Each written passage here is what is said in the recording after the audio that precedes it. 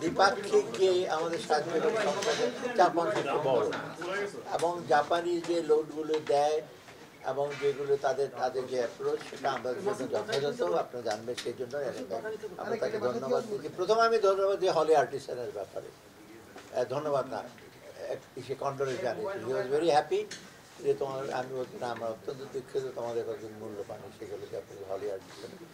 তারপরে সাহায্যের ব্যাপারে আমরা বলছি আমাদের প্রজেক্ট যেগুলো আছে সেইগুলো তারা অ্যাসুরেন্স চাচ্ছে। আমি বলছি এইগুলি প্রজেক্টগুলো কিছু কিছু পরে হয়তো মূল্যায়ন করবো, এখন অটোমেটিকলি চলবে, এবং সেই ব্যাপারে তারা অ্যাসুরেন্স এবং জীবন অ্যাসুরেন্স, এটা অলরেডি অন্য অন্য ক্ষেত্রে আমি বলছি। দ্বিতীয়ত জাপানিজ কতগুলো আমরা বলেছি যে জাপানিজের ভবিষ্যতে কতগুলো জিনিস আমাদের দরকার, যেমন আমরা বলেছি বাজেট সাপোর্ট দেওয়ার জন্য কিছু, ওটা ওরা কতগুলো প্রকল্প আমরা বলেছি যেগুলো আছে দ্রুত যেন অর্থ স্থানান্তর করা হয়। আমরা অ্যাসুরেন্স যে সেটা ইমপ্লিমেন্ট হবে, হয়তো ওরা বসে এগুলো কোনো সমস্যা হবে না।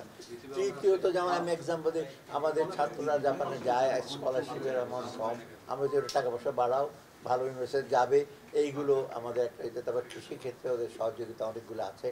আর কিছু কিছু ব্যাপারে ওরা বলি সংস্কারের ব্যাপারে আমাদেরকে প্রশ্ন করেছিল, ব্যাংকিং সেক্টর, এনবিআর, কাস্টমস, সে কারণ ওরা চাচ্ছে যে আপনার বিজনেস এনভায়রনমেন্টটা, তার ইনভেস্টমেন্ট আসবে, যে এনভায়রনমেন্ট, যে এনভায়রনমেন্ট মানে হলো ব্যাংক রেগুলেশন, কাস্টম ডিউটি, এইগুলো আমরা বলছি এইগুলো তো ইমিডিয়েটলি আমাদের সংস্কারের ব্যাপার আছে, ওটা বলছি। আর ভবিষ্যতের ব্যাপারে আমরা বলেছি যে তোমরা এখন যা দিচ্ছ অত্যন্ত ভালো, কিন্তু আমি মনে করি তোমার সাহায্য বাড়াবে। তখন ওরা বললো যে আমাদের গ্লোবাল কনটেক্সট আছে, তোমার রিকোয়েস্ট আমরা কনভে করব, আমাদের তোমাদের যে সহায়তা লাগে, অর্থ সাহায্য, কারিগরি সহায়তা লাগে, কারণ জাপানিজরা কিন্তু কয়েকটা বিষয়ে বেশ বেশ দক্ষ কারিগরি বিষয়, আপনারা জানেন, এগুলো ইসে করবে। আর আমি বলছি প্রাইভেট সেক্টর ইনভেস্টমেন্ট আমরা আনবো বেশি খালি, এবং ওরা ২৫০০ একটা ইসে করছে, আমাদের দ্রুত এটা সম্পন্ন করা, এবং প্রাইভেট সেক্টর ইনভেস্টমেন্ট দরকার। আমাদের এই যে ফরেন রিজার্ভ বাড়াতে হলে এফডিআই, ফরেন ডাইরেক্ট ইনভেস্টমেন্ট লাগে, ফরেন পোর্টফোলিও ইনভেস্টমেন্ট লাগবে, সেটা বলে আমরা এটা ইসে করবো। এবং জাপানিজে আসবে যখন, আপনারা জানেন ওটা বড় আকারে আছে, বড় বড় প্রজেক্ট, বড় বড় ইনভেস্টমেন্ট, ওটা আমাদের সার্বিক যে আর্থিক যেটা অবস্থা আছে। আর বিশেষ করে আমাদের ব্যবসা বাণিজ্য কর্মসংস্থান এগুলো কিন্তু অনেক হেল্প করবে। এই হলো মধ্য কথা। এবং নিয়ে কোনো কথা হয়েছে এত ডিটেলে গেলে লাভ হবে না। আমি তো ওরা এফটি নিয়ে কথা বলেছি, আমরা বলছি এফটি যেটা আমাদের আছে সেটা আমরা কোনো ডিস্টার্ব করছি না, থাকবে। ফার্দার আরও এগ্রিমেন্ট ওরা বলছে বায়োলেটারাল কথা হবে জাপানের এর সাথে, দেশের সাথে। কতগুলি প্রজেক্ট পেন্ডিং আমরা বলছি পরে দেবো।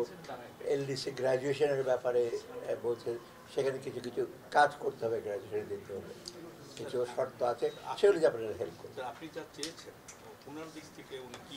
উনি বললেন যে আমরা তোমাদের ব্যাপারে এখন উই আর হ্যাপি, এবং তোমাদের স্টেবিলিটি ফিরে, আমি ওদের স্টেবিলিটি ফিরে আসছে, কিছুটা এসেছিল কয়েকদিনের জন্য, এখন স্টেবিলিটি তোমরা এসে, আর রিফর্মের কথা বলে সে বলে যে we are very happy about this. And ওরা বলে যে আমরা মনে করি ওদের ইসের মতো যে এখন যারা leadership is a good hands.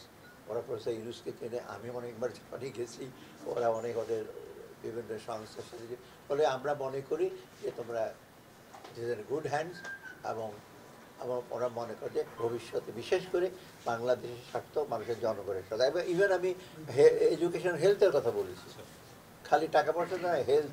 ওরা বলে এই ব্যাপারে আমাদের এক্সিস্টিং যে প্রজেক্ট আছে সেটা তো একটা সহায়তা করবে, প্রয়োজন হলে আরও স্বাস্থ্য খাতে এবং বিশ্ব শিক্ষা খাতে ওরা আরও সহায়তা করবে।